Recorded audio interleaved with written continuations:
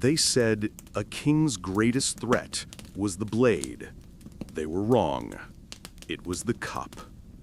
Welcome, seekers of secrets and shadows. Tonight, we raise a glass to history's most elegant assassins, the royal poisoners. Their weapon was not the sword or the dagger, but taste itself. A sip of wine, a bite of fruit, a kiss from a jeweled goblet. This is the silver chalice, the beginning of our descent into a world where luxury masked murder, and every banquet was a battlefield. In the glittering courts of Europe, power was fragile. Thrones were won by blood, but kept by deception. A smile could hide a plot, a feast could become a funeral. And every servant, every cupbearer, every apothecary might be the hand of death. Poison was the perfect weapon for the powerful, silent, civilized, and invisible. It required no armies, no battles, no scandal. Just a drop, and destiny would bend. It began long before the Renaissance, long before Machiavelli wrote of princes and deceit. In the palaces of ancient Persia, China, and Rome, rulers already knew that poison was the purest expression of control. To kill without appearing to kill, that was divine. The Romans called it venenum, a word that once meant both potion and poison. It was the language of transformation, of chemistry, magic, and murder intertwined. The Empress Livia was rumored to have slipped figs soaked in death to her husband, Emperor Augustus. Nero's mother Agrippina commanded her own poisoners' guild, and later died by a trap of her own making. But it was in the courts of medieval Europe that poison became art.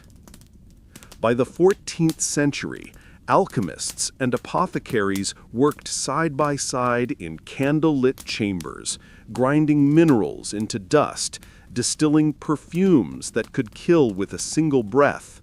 Monarchs hired private poisoners, disguised as physicians, whose duty was to defend the crown by controlling life itself. Every court had its own laboratory. In Florence, the Medici family built secret cellars beneath their palaces. Bottles of amber, ruby, and emerald glass lined the walls. Arsenic, mercury, belladonna, laudanum, each labeled not by name, but by symbol.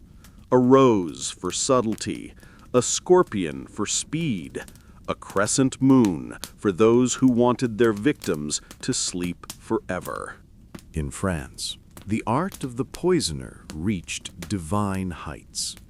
The royal apothecaries blended beauty and death in equal measure. Perfumes that lingered with the scent of lilac, and with toxins that entered through the skin. Gloves dusted with arsenic, pearls soaked in cyanide and ground into face powder. And yet, the greatest irony of all was that kings feared poison most from those closest to them. A royal taster's duty was sacred. He was to sample every dish before the monarch did. His tongue became his sacrifice. His loyalty was measured in survival. Some tasters were executed simply because the king grew paranoid that they had grown too familiar with death. The court of fear became an ecosystem of suspicion. Husbands distrusted wives, mothers distrusted sons, servants distrusted the scent of their own kitchens. In England, during the War of the Roses, rumor claimed that the Duke of Clarence met his end not by sword or rope, but drowned in a barrel of Malmsey wine laced with venom. Whether true or not, it became legend, and in legend, perception becomes truth. Across the continent, poison evolved alongside politics. As monarchs rose, so did the sophistication of their killers. Apothecaries became diplomats, assassins became chemists, and every drop of toxin carried both artistry and intent. To the untrained eye, poison was chaos.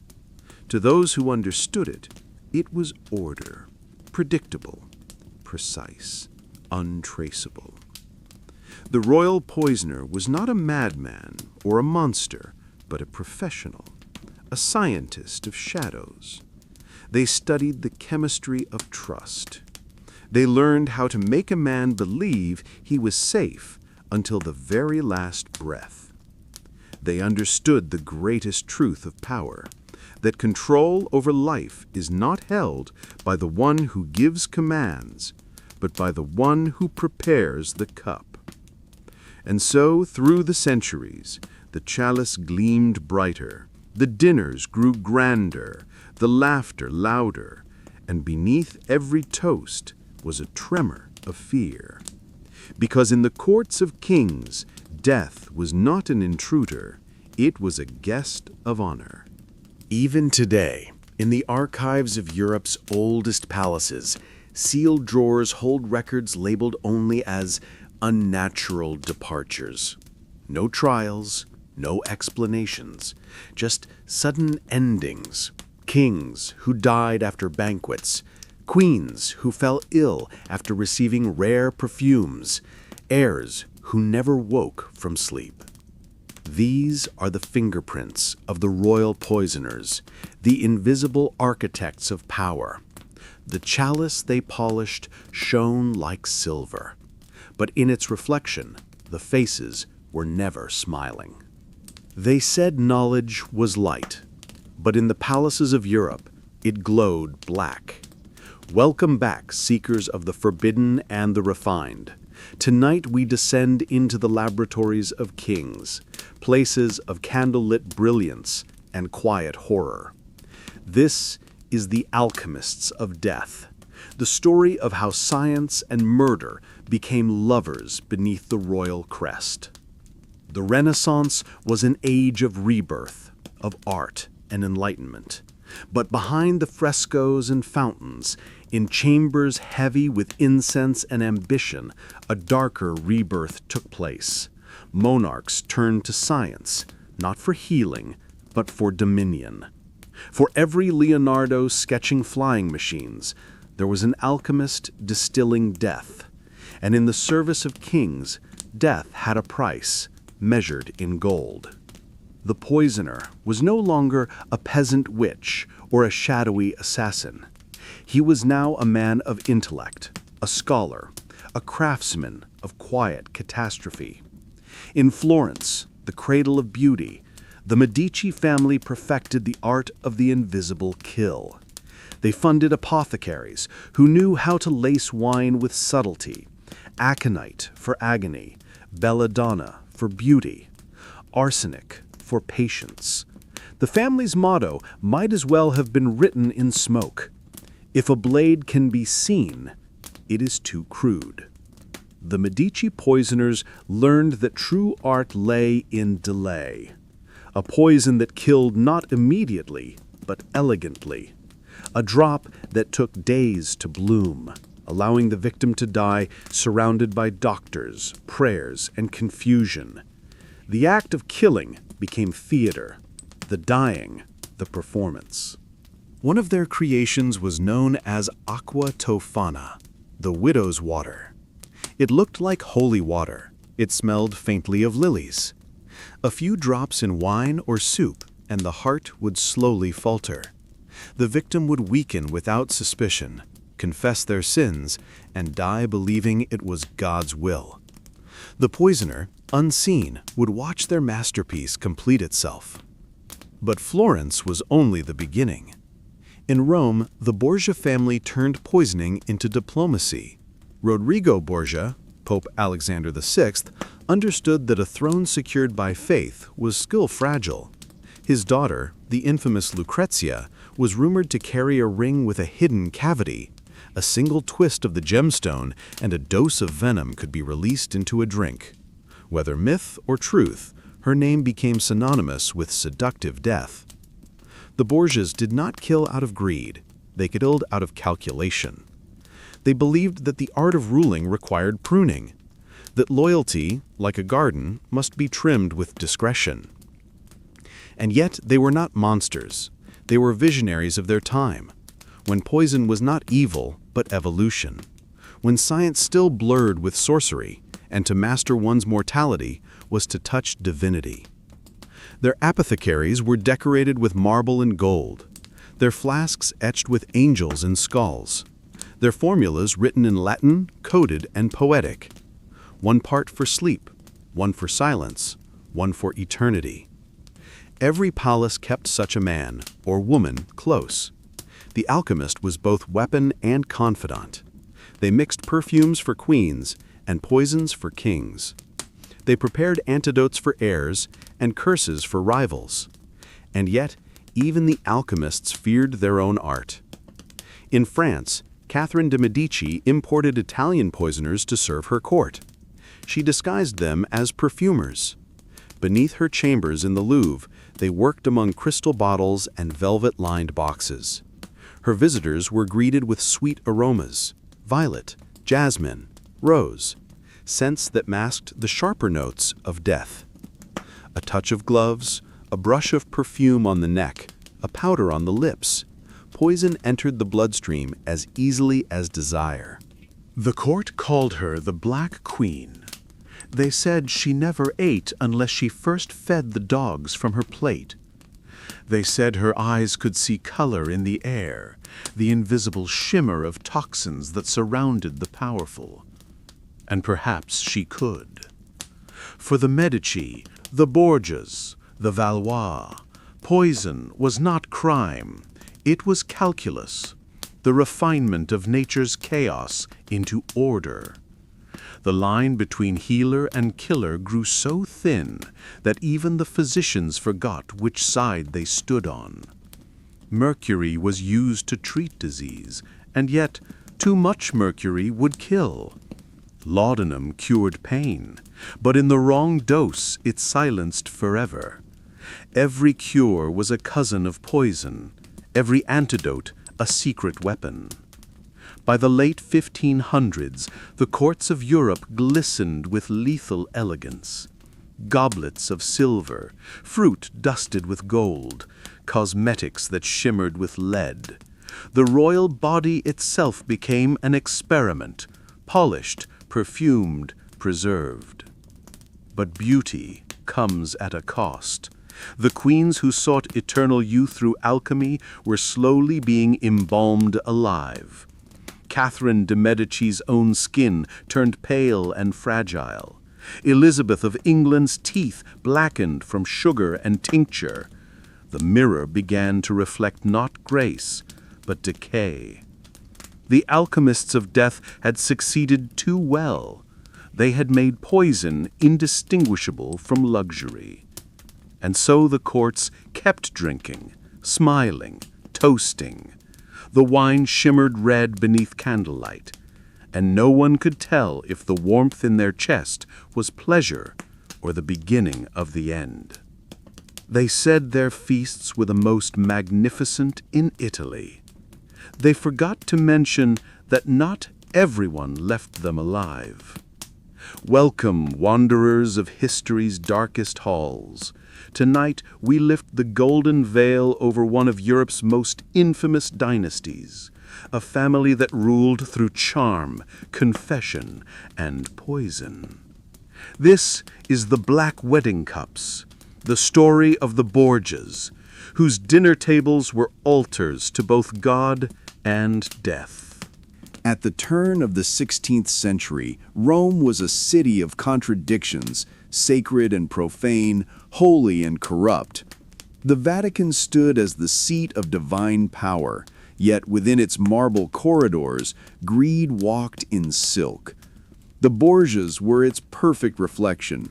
They were Spain by blood, Italy by ambition, and sin by profession.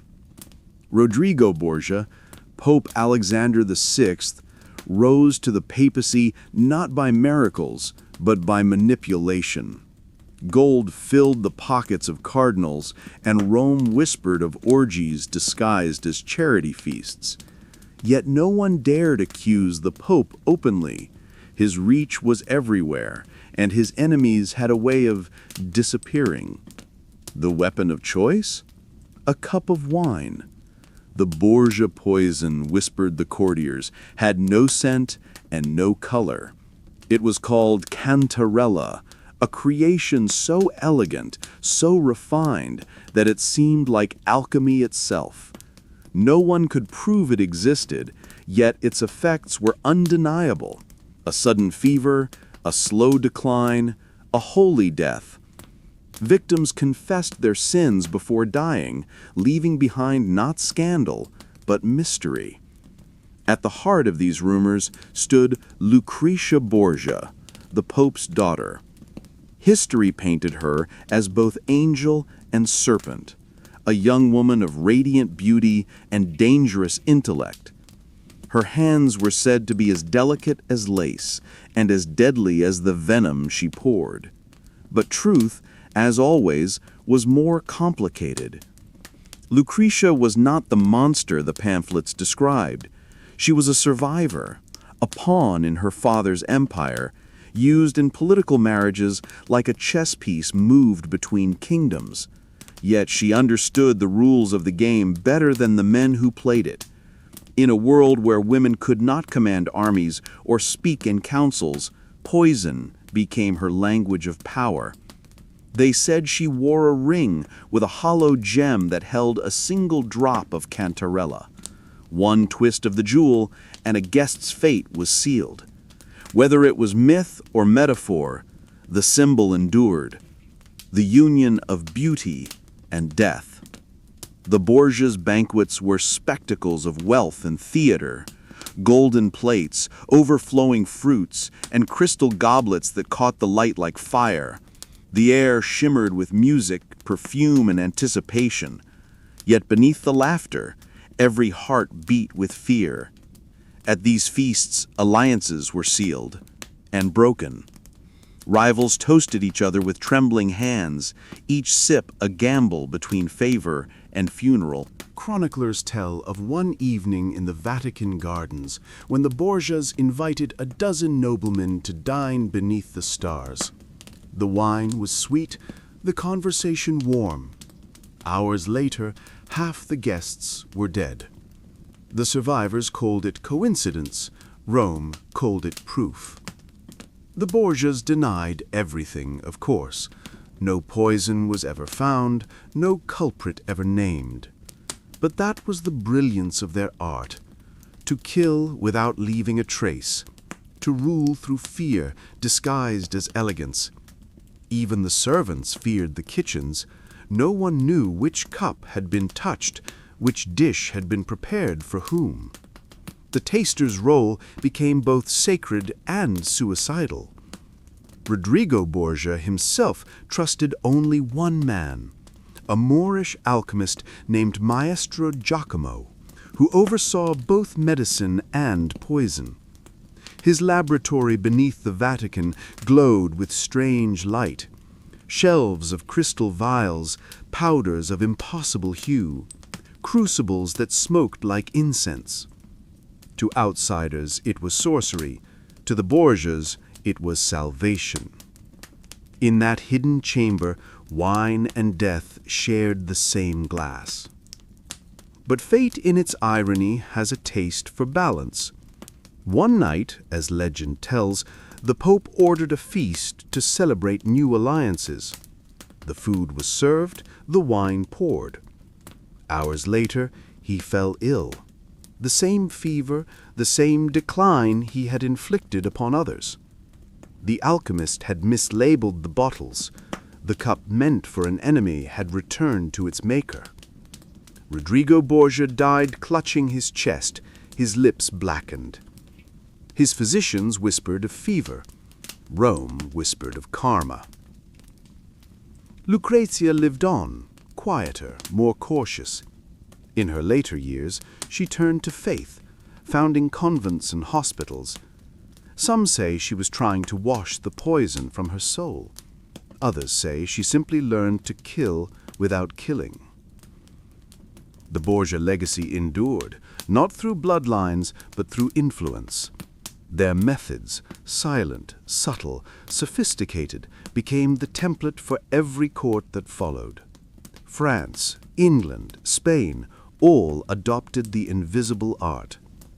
They proved a truth that every monarch learned to fear. In the palace, loyalty is a taste, and it can change at any sip. And so, from the ashes of the Borgias rose a new breed of poisoner, one cloaked in velvet and prayer, one who could kill with perfume, a gift, or even a smile. Because in the Renaissance, death became fashion. They said she ruled France with grace, but grace in her hands smelled faintly of almonds and death. Welcome back, seekers of elegance and intrigue. Tonight, the air grows heavy with the fragrance of power, where roses masked rot and perfume carried more peril than a sword. This is Perfumes of Murder, the story of Catherine de Medici, the queen who turned scent into strategy and the art of beauty into a silent, invisible war. France in the 16th century was a nation drenched in color, faith, and fear. The palaces gleamed with gold, the cathedrals sang with light, and the streets ran with blood. Religion divided the kingdom, Catholics against Huguenots, and in the midst of that chaos stood a woman who ruled not through charm, but through calculation. Catherine de Medici, born in Florence, daughter of the Medici dynasty, widow of a king, entered the French court as an outsider. They mocked her accent, her foreign ways, her reliance on astrologers and alchemists. But they underestimated her. Catherine had learned early that in a world ruled by men, a woman's survival depended not on strength, but on subtlety. From her homeland of Italy, she brought with her an entourage of perfumers and apothecaries, men of science, scent, and secrets. Among them was the mysterious René Le Florentin, a perfumer from Florence who built for her a private laboratory beneath the palace at Blois. There, surrounded by crystal bottles and silver instruments, he distilled both beauty and death. He was her most trusted servant, her invisible weapon. The court adored perfume. It was the age of musk, rose, amber, and myrrh. Nobles scented their gloves, their hair, even their letters. But under Catherine's rule, fragrance became something more, a tool of diplomacy, a disguise for poison. René created perfumes for every mood, a cordial to calm the nerves, a lotion to whiten the skin, and others more discreet. A powder for the glove that numbed the skin and slowed the heart, a lotion that left no mark but could stop a pulse with a single touch. And the queen always smelled exquisite. The French courtiers whispered that her presence lingered long after she had left the room, sweet, floral, and faintly metallic. They joked that her perfume could make a man die for her. They didn't know how close they were to the truth. Catherine's court was a chessboard of conspiracies. She played both sides, Catholic and Protestant, manipulating alliances to keep the throne balanced. When persuasion failed, other methods followed. A gift of perfumed gloves to a rival duchess who suddenly fell ill. A scented handkerchief that brought fainting fits instead of favor. A vial of essence that left a nobleman gasping during a feast. Coincidence, they said. Bad humors. Divine punishment. Catherine said nothing. She didn't have to. The St. Bartholomew's Day massacre, the bloodiest religious slaughter in France, began during her reign. Some say she foresaw it. Others whisper she orchestrated it, sealing the fate of thousands with a nod. To her enemies, she was the Black Queen. To her allies, she was simply necessary. In portraits, Catherine appears calm, regal, her eyes unreadable. But in the diaries of those who served her, another picture emerges. A woman haunted by dreams, forever testing her own perfumes on servants, tasting antidotes, fearing that one day her own creations would turn against her. And perhaps they did. As she aged, Catherine suffered from mysterious ailments, dizziness, weakness, trembling hands. Some said it was guilt. Others believed she had poisoned herself by accident, breathing her own scented death for too many years. But she never stopped wearing perfume. Even on her deathbed, her attendants burned aromatic herbs beside her: rosemary, rue, lavender, the same herbs used by Italian poisoners to disguise their toxins.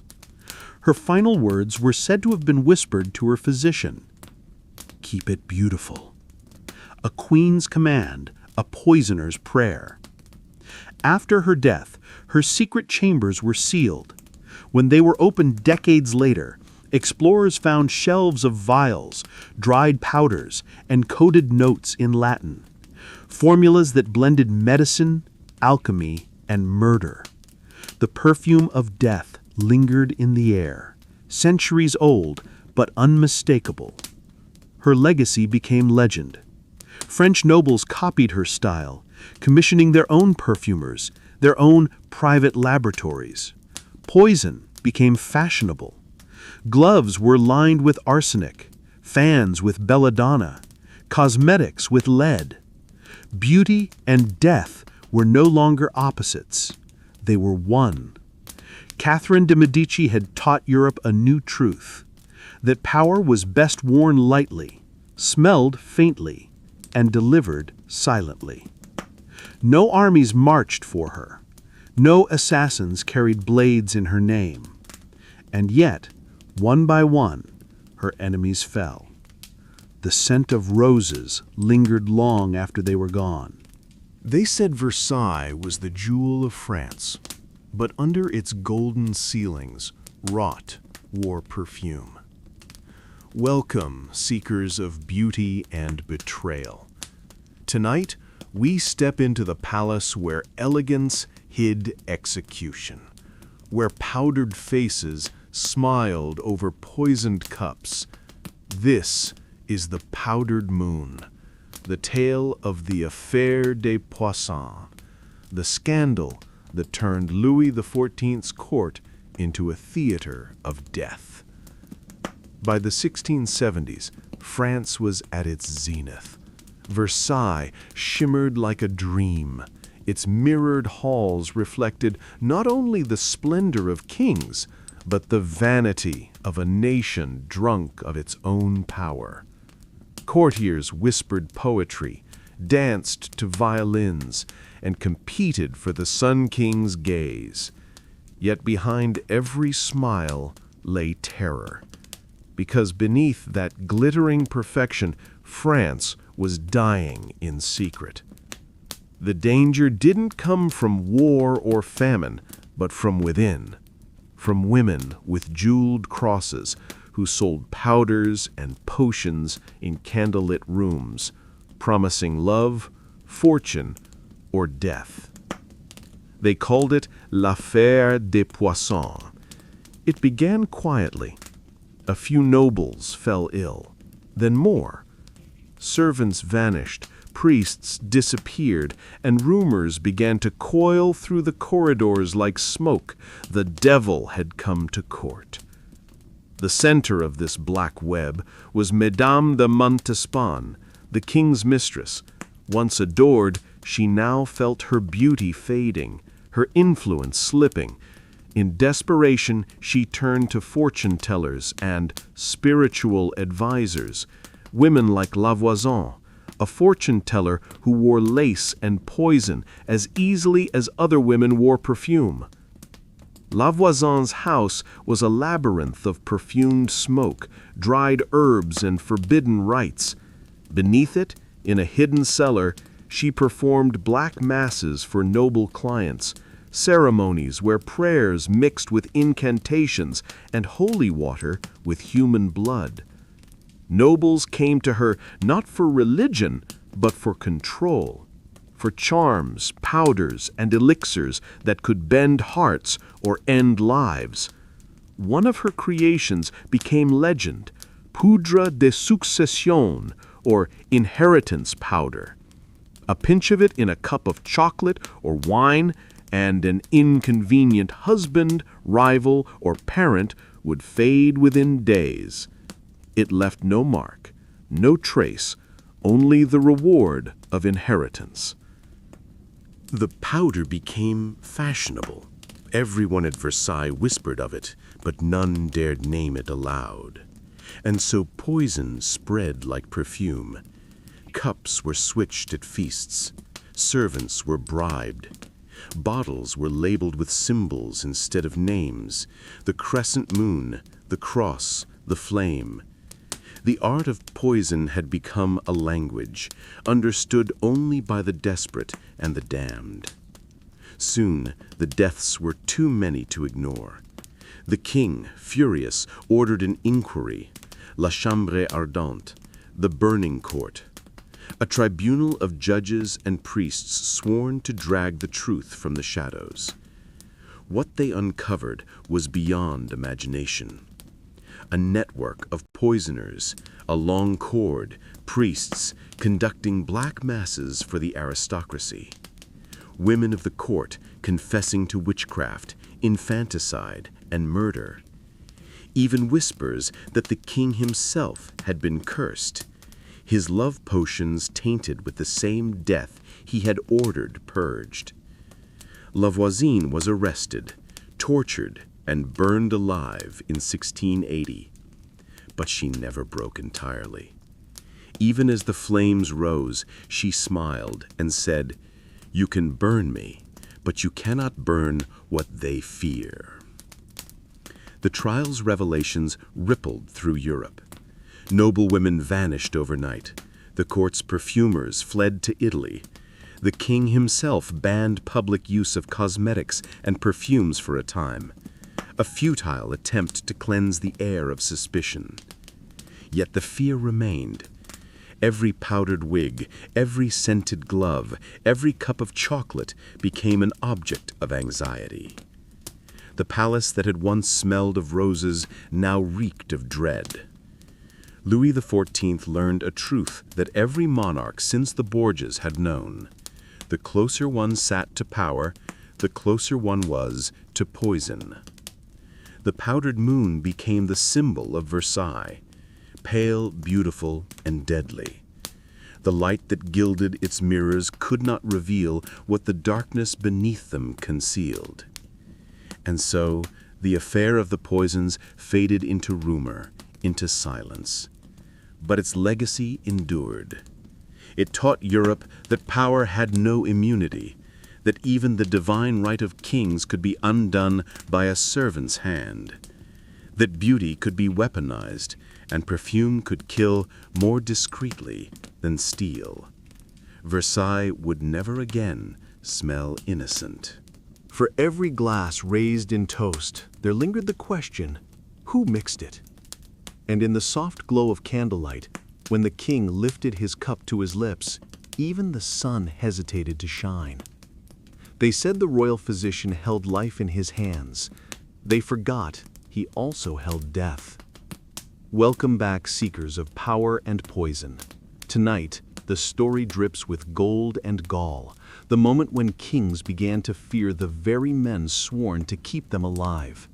This is the Queen's elixir, the age when medicine and murder became indistinguishable, and Europe's palaces learned that every cure had a price. By the 17th and 18th centuries, the poisoner had evolved. Gone were the days of crude arsenic and whispered curses. Now, the instruments of death came wrapped in silk and science. Every monarch had their personal physician, a man of learning, status, and access. But access is power, and power corrupts quietly. At the French court, physicians were more feared than generals. They were the only ones allowed to touch the royal body, to mix its medicines, taste its food, draw its blood. The line between healer and assassin was as thin as the glass vial they held. King Louis XIII's physician, Théophraste Renaudot, founded France's first medical journal, but also kept a private collection of substances of silence. He called them remedies for the incurable. None survived to describe their taste. In England, Queen Elizabeth's apothecaries were caught in their own web of intrigue. They distilled remedies that could either strengthen or destroy, depending on dosage. 1 drop to revive a fainting monarch, 2 to end a dynasty. And in Austria, the Habsburg court employed Italian alchemists rumored to serve 2 masters, the queen's health and her enemy's demise. It was an age of elixirs, bottled promises that shimmered with salvation and death in equal measure. No one embodied this more than Marie de Bronnevilliers, the Parisian noblewoman whose poisonings shocked Europe. She learned her craft from her lover, an army chemist named Gaudin de Sainte-Croix. Together, they experimented with potions and powders in a secret chamber above her home. Her victims included her own father, her brothers, and nearly her husband, all tested with delicate precision. When she was finally caught, the evidence was a collection of vials labeled medicine. She confessed before her execution, "It is only poison when one does not deserve it." Her death marked the beginning of a new paranoia, that love, loyalty, and medicine were simply different names for control. In the palaces of Europe, doctors became both saviors and suspects. The king's meals were tested twice, his wine sealed with wax, his medicine tasted by servants. Yet still they fell, quietly, inexplicably, beautifully. Queen Christina of Sweden's attendants reported her habit of taking miracle potions daily, gifted by visiting alchemists. Her complexion glowed, her energy soared, until it didn't. Her health declined, her mind fractured, and her secrets died with her. In Russia, Peter the Great's physicians were accused of curing him to death. Their defense? We followed his orders. But nowhere did the line blur more elegantly than in Versailles. After the affair of the poisons, the Sun King grew obsessed with health. He employed teams of doctors, astrologers, and perfumers to oversee every aspect of his body. His elixirs were said to contain gold dust, crushed pearls, and exotic herbs from the Indies. One of these physicians, Antoine Dequin, was rumored to have created a special tonic for the queen, a liquid that made her radiant and restful. It was said to taste faintly of almonds. She took it daily. Within months, her skin paled, her strength waned, her breath grew shallow. Dequin was dismissed quietly. The recipe for her elixir was never found. The royals learned a cruel lesson, that poison did not always come from enemies. Sometimes it came from devotion. The very tools meant to preserve life, mercury for syphilis, lead for cosmetics, arsenic for pale skin, were killing them slowly. The court of beauty became a morgue of fashion. The noblewomen of France applied white lead to their faces until their flesh cracked. They used belladonna drops to dilate their pupils, to appear more alluring, unaware that it also blinded them over time. The queen's vanity table became an altar of self-destruction. And the irony? They paid for it gladly. The chemists, the perfumers, the physicians, they were not murderers in their own eyes. They were craftsmen of perfection, sculptors of immortality. Their goal was divine beauty, eternal youth, the illusion of control. But control was an illusion that always demanded blood. When Marie Antoinette arrived at Versailles more than a century later, she still wore the legacy of these alchemists on her skin, powdered white, perfumed, and doomed. Her court glimmered with the ghosts of those who had died in pursuit of radiance. The poisoners had disappeared from the shadows, but only because their work had become ordinary. Their science had become medicine, their vanity, culture, their slow deaths, fashionable. And in every palace the mirror remained, reflecting the same pale faces, the same trembling hands, the same desperate eyes. The chalice had become a vial, the assassin a healer, the poison an elixir. And so the royals continued to drink, believing it was life even as death kissed their lips. They said England was a nation of manners, but beneath the lace and etiquette, the teapot steamed with treachery. Welcome back, seekers of whispers and refinement. Tonight the story crosses the channel, into a world of powdered wigs, whispered scandals, and cups that concealed conspiracies. This is Tea and Treason, when the English crown learned that poison could wear civility like a disguise. By the dawn of the 18th century, England was no longer a battlefield of swords, but of salons, secrets, and social power. The wars of the throne had shifted from fields to dining rooms, from the roar of cannons to the clink of porcelain. Tea was the empire's obsession, its new blood. Imported from China, taxed like treasure, poured as ritual. But where there is ritual, there is opportunity. To poison tea was to poison the heart of English life. The Victorians would later call it the civilized cup. But in its early days, tea was political. It was the drink of diplomacy, a gesture of trust between rivals. And as every royal learned, trust was the rarest luxury of all. The court of Charles II was notorious for its pleasures, music, mistresses, and midnight feasts.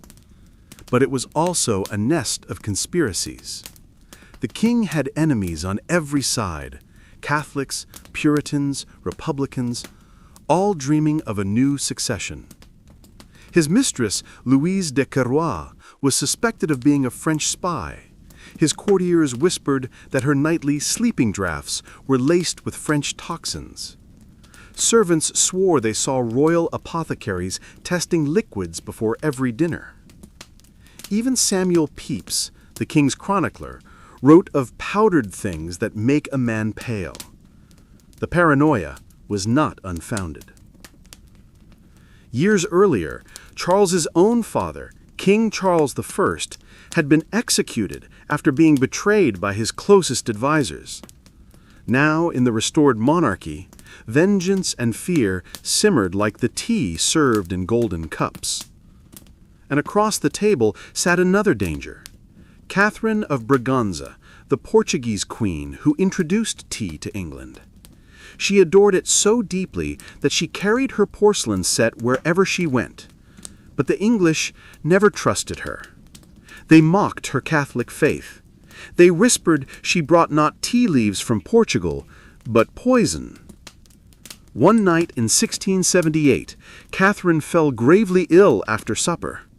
The court was thrown into chaos. Doctors were summoned. Priests prepared last rites. The cause was unknown, but rumors spread faster than her fever. She had been poisoned by her own servants, or perhaps by her husband's mistress. Catherine survived, but her reputation never recovered. From that moment, every cup poured for the queen was first tested by her ladies-in-waiting, a silent ballet of fear performed at every meal. The idea of the royal taster returned, refined for a new age. Now, instead of knights and alchemists, it was courtiers and butlers. They called it duty. The truth was closer to self-sacrifice. The English learned from the Italians and French, but they perfected the art of patience. Their poisoners were not flamboyant. They were discreet. Their weapon was trust itself. In 1699, the Duke of Norfolk collapsed after drinking wine laced with arsenic at a political banquet. The servants who poured it vanished before dawn. No arrests were made. His death was recorded as natural weakness. Natural, in the way a snake bite is natural. But perhaps the most infamous English poisoning came decades later, under George III. The king was a man of science, discipline, and tragic fragility. His mysterious illness, his madness, as the world called it, baffled physicians. He ranted, wept, and screamed at the moon. For centuries, historians blamed genetics, but modern science revealed the truth. The king's medicine, prescribed by his own doctors, contained arsenic. The very cure for his pain was driving him insane. England had turned poison into policy. Even beyond the throne, the aristocracy followed suit. Wives poisoned husbands to inherit estates. Rivals laced wine at dinners to claim positions. And all of it, every act of death, was carried out beneath chandeliers, in lace gloves, with perfect smiles. To kill crudely was vulgar. To poison politely was art. Even tea itself became suspect. In 1774, chemists discovered that many tea dealers, seeking profit, mixed leaves with poisonous dyes to mimic quality. Prussian blue, verdigris, copper salts. The English gentry, sipping elegance, were slowly poisoning themselves with fashion. The empire that prided itself on refinement was quietly consuming its own corruption. In London's apothecaries, jars of laudanum, a syrup of opium and alcohol, sat beside arsenic sold as rat poison. Both were labeled medicine. Both were legal. One dulled pain, the other ended it. And so the line blurred once again. The poisoners no longer lurked in dungeons or under cloaks. They sat in parlors, in drawing rooms, in the highest circles of trust. Their victims didn't die screaming. They died beautifully, pale, graceful, and calm, as if falling asleep in a dream made of porcelain and steam. England had refined death. It had made it dignified. But as the empire expanded, it carried its knowledge with it, eastward, into Russia, where suspicion became statecraft and poison became politics. Because if England taught the world how to kill politely, Russia would teach it how to kill permanently. They said the Tsar was the chosen of God, but even God could not promise that his supper was safe. Welcome back, wanderers, through the corridors of power. Tonight, we travel north to the frost-bitten brilliance of Imperial Russia, where paranoia wore fur and death wore silk. This is the Emperor's Taster, the story of how the mightiest monarchs in the world trusted no one, not even the food on their tables. The palaces of St. Petersburg were cathedrals of excess. Crystal chandeliers glowed against winter darkness. Gold leaf covered walls like frozen sunlight. And yet, amid all this splendor, there was a silence, a watchful, careful pause before every meal. For centuries, the Russian court was haunted by a single fear, that the cup, the plate, or the knife might carry betrayal. From the days of Ivan the Terrible to the twilight of the Romanovs, poison was not a rumor, it was an institution. The czars did not eat alone. Every morsel was tasted, every sip tested. And those who performed this grim ritual, the imperial tasters, became both invisible and indispensable. They lived in a twilight existence, close enough to power to touch it, but never close enough to escape its shadow. The first royal tasting corps was established under Ivan IV, the ruler history would name the Terrible. Ivan's reign was built on fear, and fear required ritual. Before every meal, a servant known as the probovalchik would taste each dish. If he lived, the Tsar would eat. If he died, the feast was cleared and the cook executed before the next course. It was not superstition. Ivan's enemies were countless: boyars, generals, foreign agents. He trusted no one, and often he was right not to. When his beloved wife, Anastasia, died suddenly in 1560, Ivan raged that she had been poisoned. Whether true or not, her death shattered what sanity he had left. He executed servants, nobles, and physicians alike.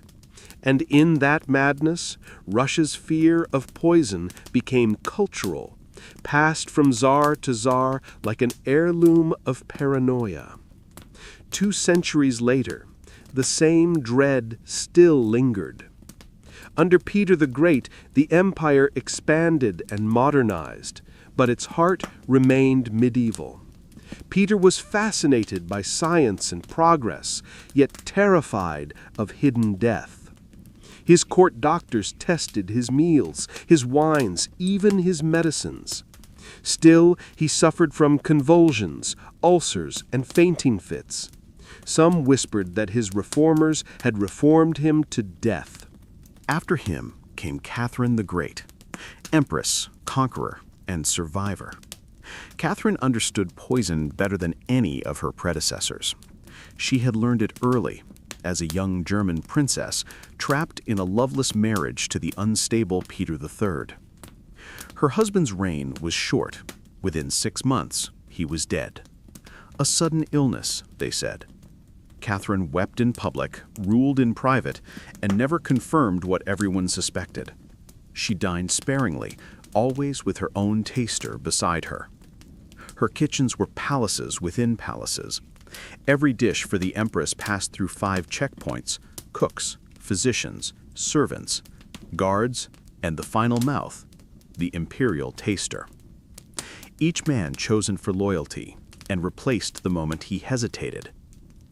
It was said that Catherine once toasted her taster personally: "If I live, you live. If I die, you die first." No one knew if it was humor or warning. Even as science advanced, superstition ruled the Russian table.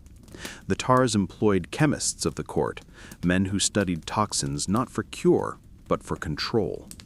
Arsenic and mercury were favorites. Tasteless, slow, and poetic. Victims could die days later, their suffering passed off as divine punishment or fate. Yet the empire's obsession with poison wasn't just fear, it was strategy. Russia's secret police, the Okhrana, and later the Cheka, inherited the royal art of the silent kill. Under the pretense of medicine, they developed liquid bullets, tinctures and powders that could erase enemies without a sound. But long before Lenin and Stalin, the seeds were planted in the Romanovs' glittering courts. Tsar Alexander I supposedly lived in constant terror of assassination. He banned his cooks from speaking during service. His dining table was flanked by guards who watched every hand that moved toward the dishes. When his successor, Nicholas II, ascended the throne, he appointed a full department known as the Ministry of Purity. Their duty was simple: ensure the Tsar's food, air, and water remained untouched. It was the empire's most secret institution, a paranoid perfection of centuries of fear. But it could not protect them forever. By the early 1900s, the Romanov dynasty was rotting from within, poisoned not by wine, but by corruption and hubris. When Nicholas II sat on the throne, the empire's foundations were cracking, and into that fracture stepped a new kind of poisoner, not a cook or chemist, but a prophet. His name was Grigory Rasputin.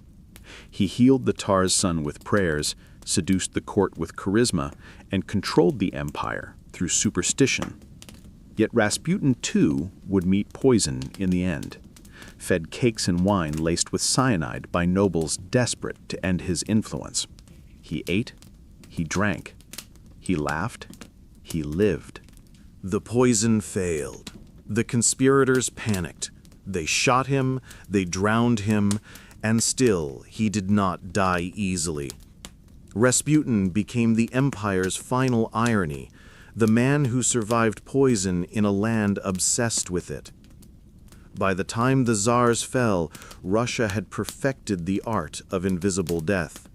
Its palaces had become laboratories, its physicians executioners, its tasters martyrs.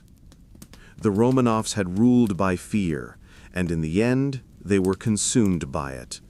Because the truth of every throne is this: the higher it rises, the slower the poison works. They said the Enlightenment freed mankind from superstition, but even reason, when gilded with power, can rot into madness. Welcome back, seekers of knowledge and consequence. Tonight, we walk the trembling line between medicine and murder, where kings became their own experiments, and science, newly born, became the most elegant poisoner of all. This is Blood and Mercury, the age when enlightenment came laced with arsenic and truth itself turned toxic. The 18th century was an age of brilliance, of telescopes, theories, and revolutions. Men declared that reason had replaced faith, that light had conquered darkness. But in the palaces of Europe, another kind of alchemy was at work, one that promised immortality through chemistry and beauty through slow destruction. The new gods were scientists, the new miracles, elixirs, and the courts of Europe became their laboratories. In France, physicians experimented with mercury, believing it to be a divine metal, the essence of transformation. It was prescribed for everything: syphilis, melancholy, fatigue, infertility. A miracle cure, they called it.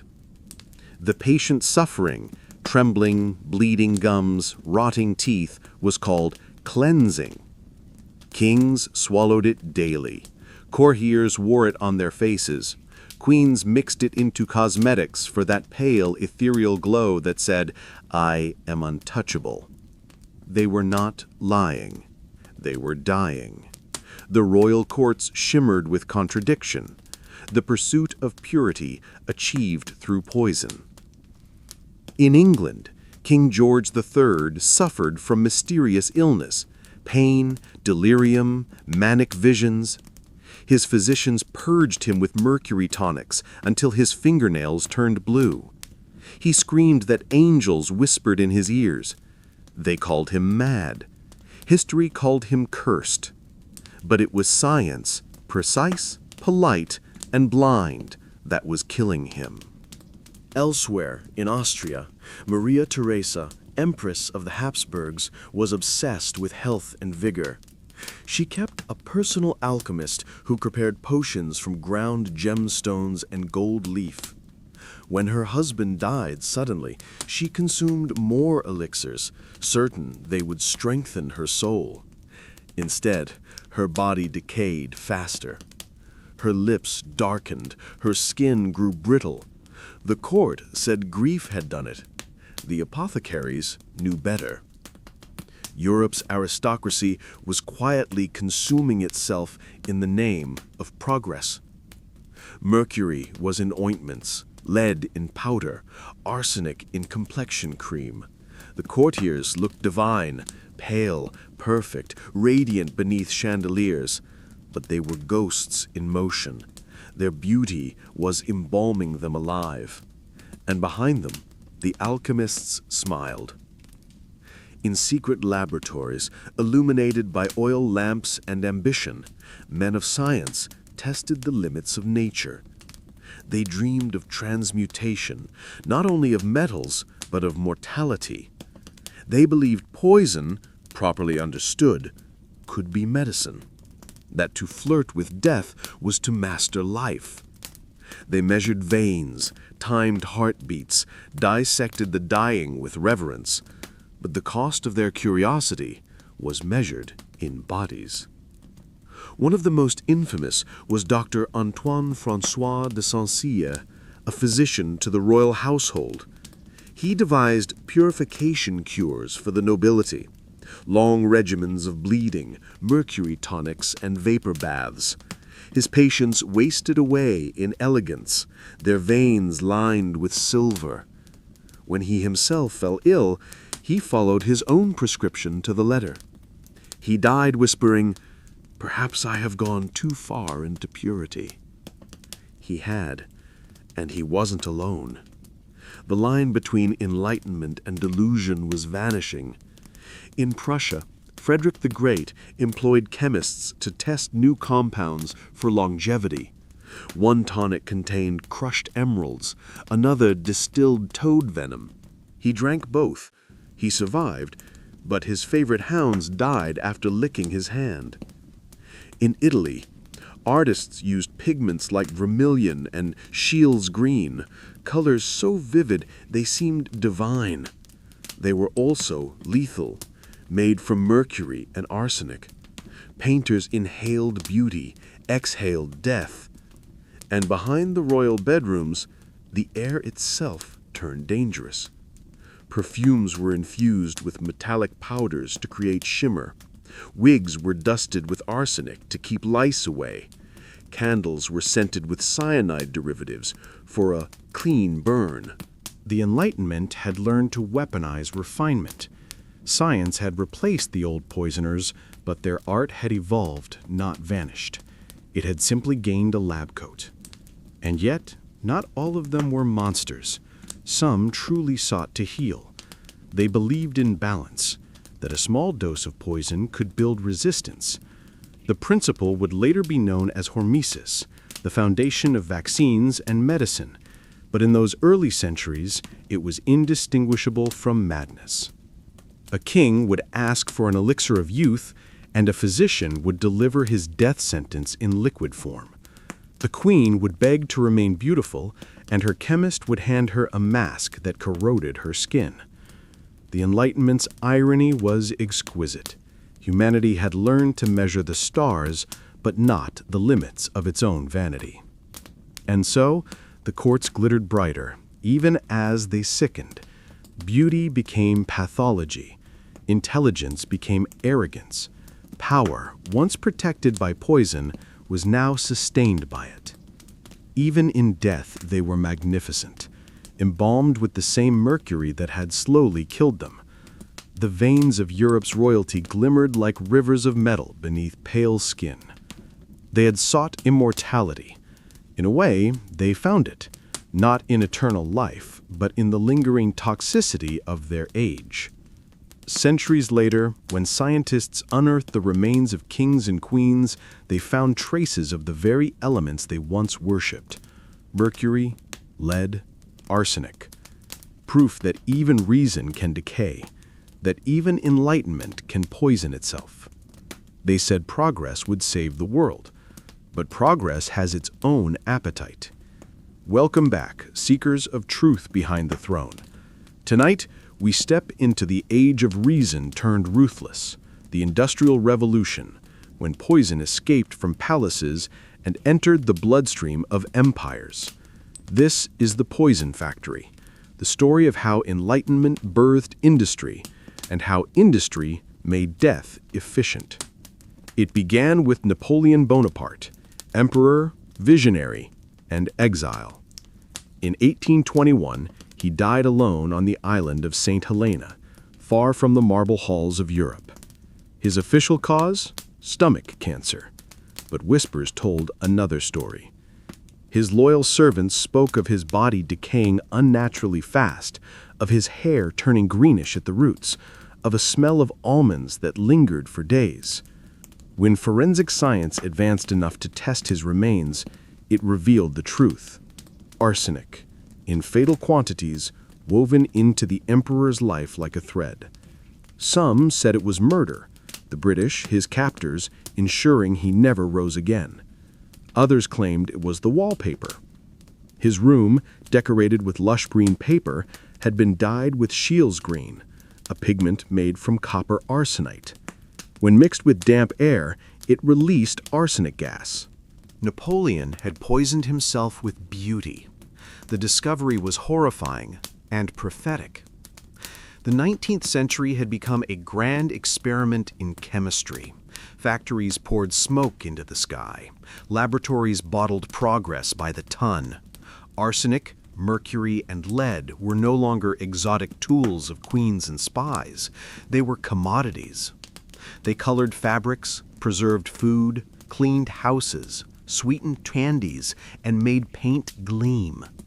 The same poison that killed kings now adorned nursery walls and ladies' dresses. It was the democratization of death. In London, children played with green toy soldiers painted in arsenic. Housewives papered their rooms with shimmering emeralds that slowly made them cough, then fade. Chemists sold rat poison beside flour, labeled with the same elegant calligraphy. And still, no one stopped. Because poison had a new disguise: profit. The industrialists called it progress. The doctors called it coincidence. The newspapers called it tragedy. But one man, Mathieu Orfila, a Spanish-born French chemist, called it science. In 1814, Orfila published Traité des Poisons, the first systematic study of toxicology. He proved what centuries of kings had only feared, that poison left fingerprints, that even the most subtle venom had a trace, a signature, a pattern in the blood. He became the father of forensic science, the man who made murder measurable. And with that, the age of invisible death began to fade. The first great test came in 1840 with the trial of Marie Lafarge, a young Frenchwoman accused of killing her husband with arsenic. The evidence was circumstantial until Orfila stepped forward. Using new chemical tests, he detected arsenic in the corpse's tissues. His demonstration in court was theatrical, precise, and devastating. The world gasped. The age of perfect crimes was over. But poison was far from gone. As the science of detection improved, so did the art of disguise. Apothecaries blended arsenic into cosmetics that promised radiant whiteness. Doctors prescribed mercury chloride, known as calomel, as a digestive cure. Even toothpaste contained lead. The Victorian age had inherited the poisons of the Renaissance, but wrapped them in lace and marketing. In drawing rooms across Europe, women wore gowns dyed with Paris green, unaware they were absorbing toxins with every breath. Seamstresses collapsed at work. Factory girls developed sores that never healed. But the color, that rich, iridescent green, was too beautiful to abandon. In death, they glowed faintly in the dark. Meanwhile, scientists turned their fascination with toxins into fascination with life itself. They realized that poison in small doses could numb pain, could heal. Morphine, chloroform, and ether, all derived from the same roots of experimentation. The age of assassins gave way to the age of anesthetics. The same chemistry that once silenced kings now silenced pain. It was progress, yes, but it was haunted progress. For every innovation, another shadow grew. Every invention that saved lives created new ways to end them. The laboratory became the throne room of a new kind of power, cold, clinical, and absolute. Even as poisons became public, the palaces still practiced their private art. The Tsars of Russia still tested for venom at every meal. The British Crown employed chemists to guard against exotic assassinations. The French secret police maintained a cabinet noir, a chamber where letters were opened, drinks tested, and perfumes distilled for death. By the century's end, poison was no longer the whisper of royalty. It was the pulse of civilization. Factories pumped it into rivers. Artists brushed it onto canvas. Children breathed it through toys. Queens powdered it onto their skin. And in every shining city, death became invisible, hidden behind invention, disguised as beauty, and sold as luxury. When Napoleon died, he was the last of the old poisoner's victims. But in truth, his empire lived on, not in maps, but in formulas. His defeat marked the beginning of a new conquest, chemistry. And chemistry would prove far more dangerous than any crown. Because now, poison didn't need palaces. It had the whole world.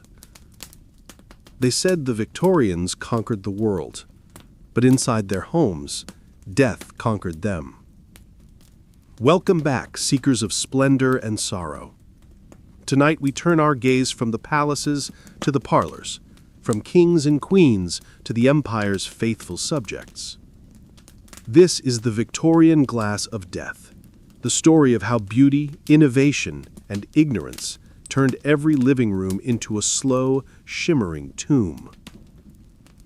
The 19th century had dressed itself in progress. England stood at the height of empire. Its ships ruled the seas. Its factories roared with invention. Its cities glowed with new light. But in the elegant homes of London, Manchester, and Edinburgh, poison lingered behind the curtains, embedded in every comfort. The Victorian dream was one of refinement, to live surrounded by color, glass, and light. Every wall was wallpapered, every room perfumed, every surface painted in hues that promised sophistication. But beauty had a hidden cost. The pigments that made those colors so vivid, Sheila's green, Paris green, emerald pigment, were born from arsenic.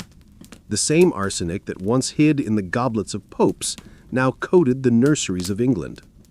Wallpaper, dyed a deep and enchanting green, released poisonous vapors when damp. Curtains, carpets, even artificial flowers were laced with the same deadly element. The more prosperous the home, the more toxic it became. Children played on arsenic rugs. Mothers napped beside walls that exhaled death.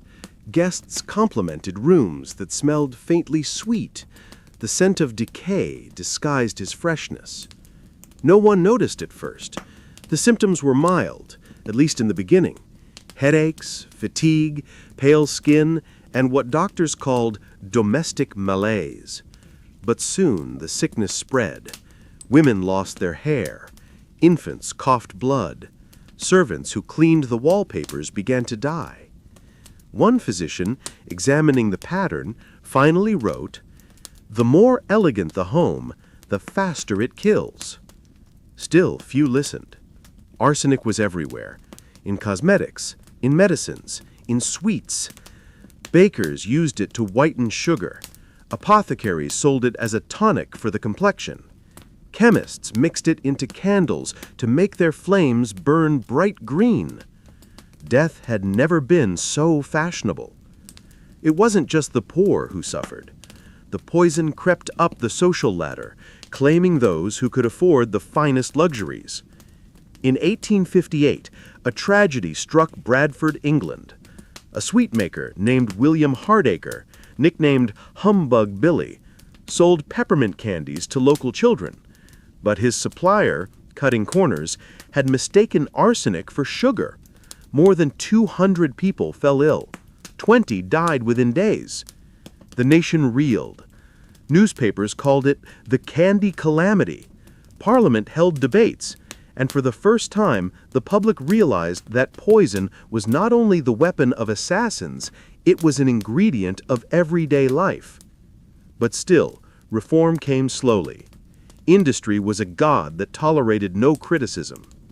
Glassmakers added lead to strengthen their crystal. It made goblets heavier, more brilliant, and lethal. Lead leached into the wine, into the blood, into the bones.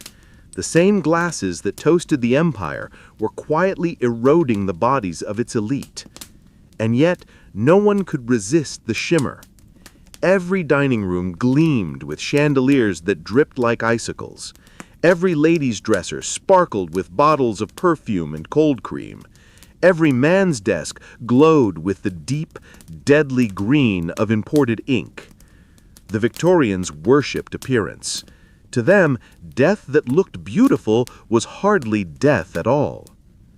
Meanwhile, the science of poison detection, forensic chemistry, began to evolve in step with the toxins it sought to expose. Men like James Marsh invented tests that could reveal the faintest trace of arsenic. The Marsh test became legend, a small flame that could capture the soul of a crime. But the irony was exquisite. The same laboratories that tested for poison also created it. Factories in London's East End churned out tons of arsenic dyes each year, while medical journals warned of mysterious wasting diseases among workers. Children who mixed pigments coughed green dust. Seamstresses fainted at their tables. And in every refined home, the same slow decay continued. The women of high society, pale, fragile, ethereal, were celebrated as icons of beauty. No one realized they were dying of their own fashion. Their powder was lead, their lipstick cinnabar, their eye drops belladonna, their jewelry uranium glass. They shimmered the quiet brilliance of extinction. The Victorian home became the perfect murder weapon, and no one needed to commit the crime.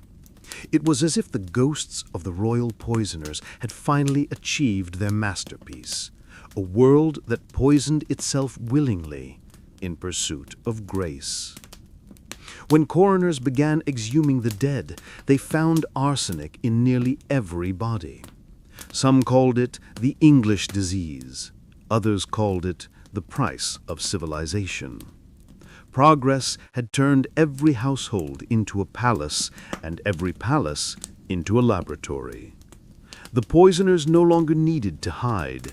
They had become the manufacturers, the merchants, the modernizers, and the empire, wrapped in velvet and fog, marched forward, radiant, unstoppable, and terminal. They said the sun never set on the British Empire, but wherever it shone, a shadow followed. Welcome, wanderers of forgotten empires. Tonight we cross the seas, from London's glittering ballrooms to the steaming courts of Asia and Africa, where poison left the banquet table and became a weapon of empire. This is Empire of Shadows, the story of how conquest learned to kill quietly, and how the crown's reach was measured not only in land, but in toxins.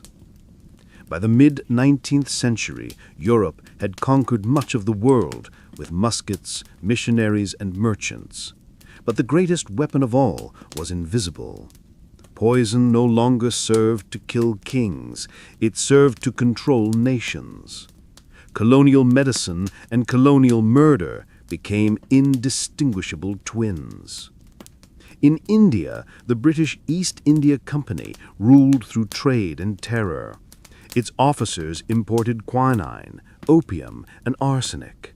Medicines, they said, for the tropics. But behind the glass bottles and ledgers was an unspoken truth. The empire's doctors experimented on the colonized long before ethics had a name. British physicians in Calcutta tested new compounds for malaria and plague on Indian prisoners. Records described unexpected fatalities, noted with bureaucratic calm. In exchange, they refined the perfect balance between dose and death, data that would later save British soldiers. Science, progress, empire. 3 words that meant the same thing: control. And poison became its language. In China, during the Opium Wars, Britain flooded entire provinces with narcotic trade, turning addiction into a colonial economy. The emperor called it foreign poison. He was right. It was not metaphor, but strategy. The opium that dulled the Chinese mind also filled the British treasury. In Africa, colonizers learned new lessons from the land itself. They encountered plants deadlier than their chemists could imagine. Curare, strophanthus, ricin. They studied them eagerly, not to understand the tribes who used them, but to weaponize their secrets. The hunters of empire became students of indigenous poisoners, stealing their science, erasing their names. Even missionaries were not exempt from this exchange. Priests wrote of witches' drafts, devil's roots, and liquid night. They destroyed what they could not explain and patented what they could. The British Crown exported arsenic to its colonies in ton quantities, officially for agriculture, unofficially for everything else. Poison crept into politics. Governors died mysteriously from heat stroke after issuing harsh taxes. Rebellions ended when local leaders fell suddenly ill. Servants disappeared after serving dinner. No one spoke openly, but everyone knew. The empire had learned the art of the invisible execution from its own history. It was Versailles reborn in the tropics. The French were no better. In their colonies of Indochina and North Africa, French officers carried field tonics made of absinthe and quinine. Some called them elixirs, others called them excuses. Many of those bottles contained traces of antimony, a compound that blurred judgment and prolonged loyalty. The line between treatment and obedience became chemical. In the colonies, poison was not just a weapon, it was metaphor made flesh, a way to dissolve cultures, to unmake identities, to kill slowly without bloodshed. But the empire's arrogance bred irony. The colonizers who thought themselves immune began to fall victim to their own concoctions. Englishmen in Bombay collapsed from lead-lined water pipes. French aristocrats in Algiers died of arsenic-laced wine meant for their untrustworthy hosts. Even soldiers, armed with modern science, perished from the same diseases their experiments sought to master. Poison does not serve anyone for long. In the palaces of Calcutta, British governors dined on imported glassware that leached lead into their brandy. In Cairo, the Khedive's advisors shared a toast of imported absinthe that would later kill half the table.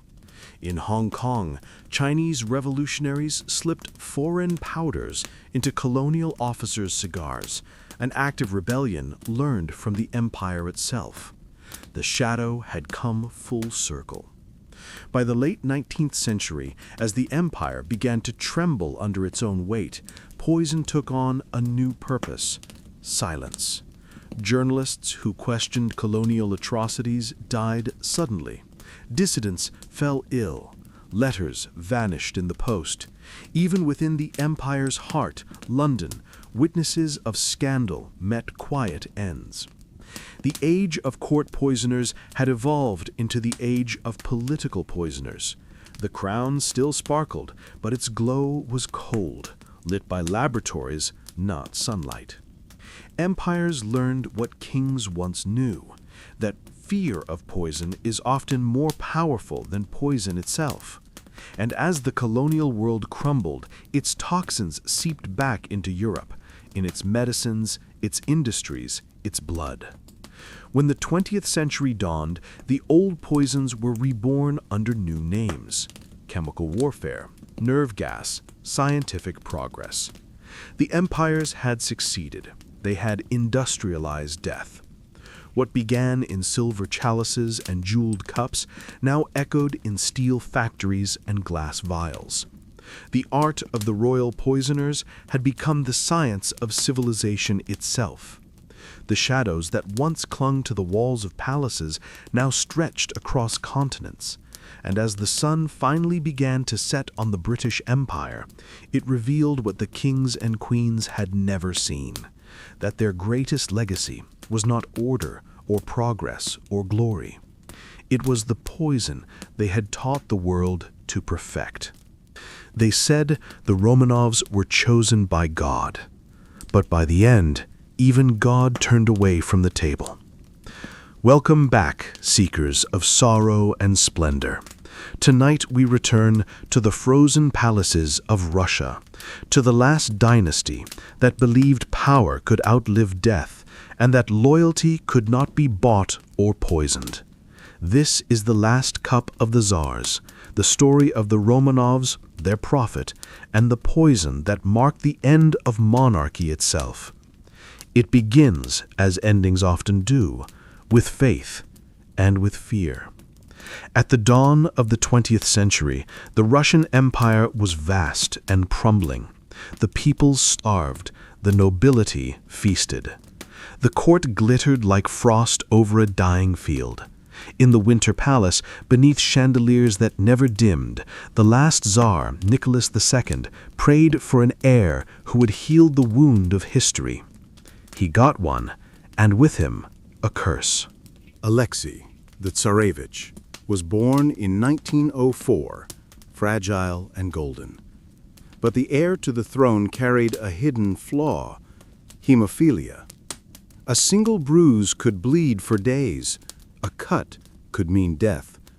Doctors whispered, priests despaired, and the Empress Alexandra wept through every dawn. Then, a name appeared on the lips of the desperate. Grigory Rasputin, a peasant monk from Siberia, wild-eyed and unwashed, who claimed to speak to God through pain. To the court, he was a blasphemy. To the Tsarina, he was salvation. Rasputin could calm the boy's bleeding when no one else could. When the doctors failed, when the prayers were silent, his voice, slow, deep, hypnotic, would still the fever. Whether miracle, hypnosis, or coincidence, it didn't matter. The Tsarina believed. And belief, in the language of palaces, is power. Rasputin rose from peasant to prophet. He dined with the royal family, advised the empress, and whispered in the Tsar's ear. He spoke of visions, omens, the will of heaven. But behind his calm words, the court saw something darker. A man immune to fear, surrounded by rumors of wine, women, and prophecy. They said he was poisoning the monarchy from within. But the truth was subtler. Rasputin's real poison was influence, invisible, intoxicating, absolute. Ministers feared him, nobles loathed him, and as war bled Europe dry, Russia turned its hatred inward. The empire began to rot, one secret at a time. Then came the night when the poisoner became the poisoned. It was December 1916. A group of nobles, led by Prince Felix Yusupov and Grand Duke Dmitri, lured Rasputin to the Yusupov palace. They greeted him with laughter, wine, and pastries laced with cyanide. Enough to kill 5 men. He ate, he drank, he smiled. Nothing happened. The conspirators panicked. They shot him in the chest. He fell, but moments later he stood again, staggering forward. They shot him twice more. Still, he breathed. They beat him, bound him, dragged him to the icy river. When his body was found days later, his lungs were full of water. He had drowned. Rasputin had survived every poison, but power itself. The Tsarina broke when she heard the news. She whispered, "They have killed our friend. They have killed our faith." 3 months later, the empire fell. Nicholas abdicated, the palaces emptied, the royal family was imprisoned in the House of Special Purpose in Yekaterinburg. The same halls that once shimmered with chandeliers now echoed with footsteps and fear. In the early hours of July 17th, 1918, the Romanovs were led into a basement for photographs. The soldiers carried rifles. The Tsarina carried a pillow stuffed with jewels. The Tsar carried his faith. There were no photographs, only shots. The poison that began in chalices and perfumes had reached its inevitable conclusion. It no longer needed chemistry. It was now ideology.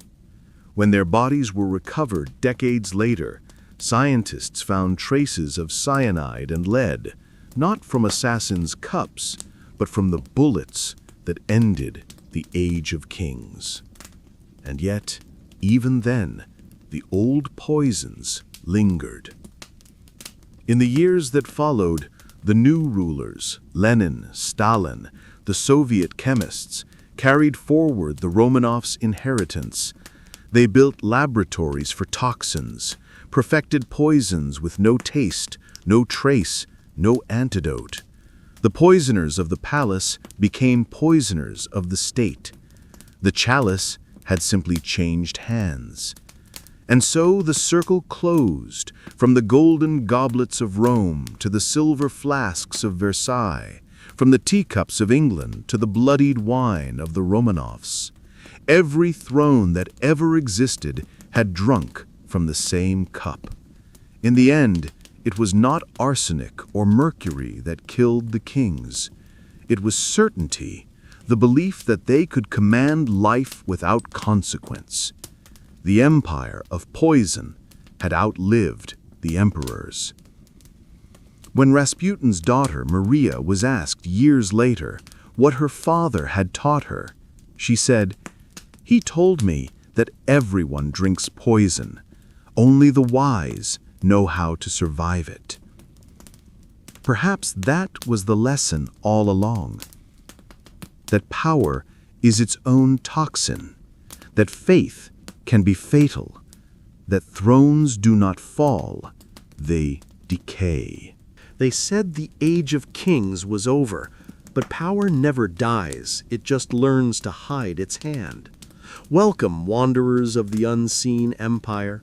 Tonight, we step beyond the palaces and into the shadows of the modern world, where the art of royal poisoners became the science of governments, and the chalice was replaced by the syringe, the teacup, the pen.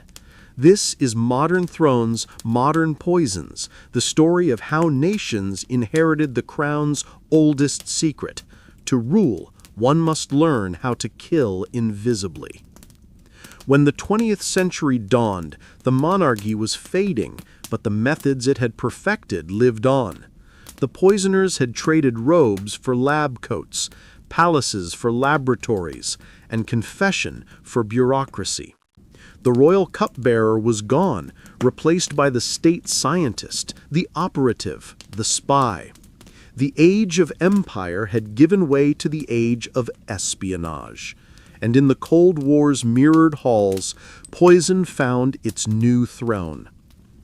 After the fall of the Romanovs, the Soviets built what the Tsars had only dreamed of, an entire institution dedicated to chemical assassination, Laboratory 12, later known as Camera, the Room. Hidden deep within the NKVD and later the KGB, it became the workshop of modern poisoners. They tested their formulas on prisoners. They studied the perfect balance of delay and silence. Their goal was not just death, it was disappearance. One formula, known only as C2, mimicked heart failure. Another, derived from curare, left no trace at all. Cyanide, ricin, thallium, old names given new precision. They were artists like their royal predecessors, but their canvas was ideology. When the world watched, they called it science. When the world turned away, they called it necessity. In 1940, the exiled revolutionary Leon Trotsky met the poisoner's modern evolution. Living in Mexico, he was killed not by drink or powder, but by deception, a blow from an ice axe laced with slow-acting toxins. Stalin's agents called it justice.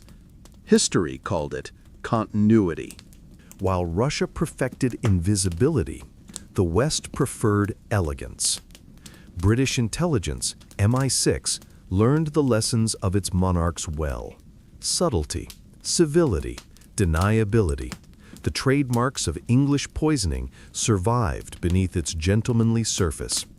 During World War II, scientists in Portondown, the Crown's secret laboratory, developed nerve agents that could kill with a drop. They tested on animals, sometimes on men. Their findings birthed both the antidote and the assassin. The royal poisoner's art had become policy. When the Cold War began, Britain and America quietly entered the same race, not for weapons of mass destruction, but for mastery over invisible ones. CIA laboratories synthesized botulinum, saxitoxin, ricin, and VX gas, each more silent than the last. The methods were refined: pens that injected, umbrellas that stabbed, rings that sprayed. The world's most civilized nations had returned to the language of the chalice, only now it spoke in chemistry and steel. And the kings of old would have smiled. In 1978, a Bulgarian dissident named Georgy Markov was waiting for a bus on London's Waterloo Bridge. He felt a sharp sting in his thigh. A man beside him picked up a dropped umbrella, nodded, and walked away. Markov died 3 days later. Autopsy revealed a tiny metal pellet filled with ricin, a poison perfected centuries earlier in the courts of France and Italy, now wielded by modern royalty, the state. The act was poetic in its simplicity, operatic in its execution. It was everything the Borgias would have admired: silent, elegant, effective. And so the tradition continued. Ricin, polonium, Novichok, names that replaced arsenic and belladonna, but the purpose was unchanged. In 2006, Alexander Litvinenko, a former Russian agent, sipped tea in a London hotel.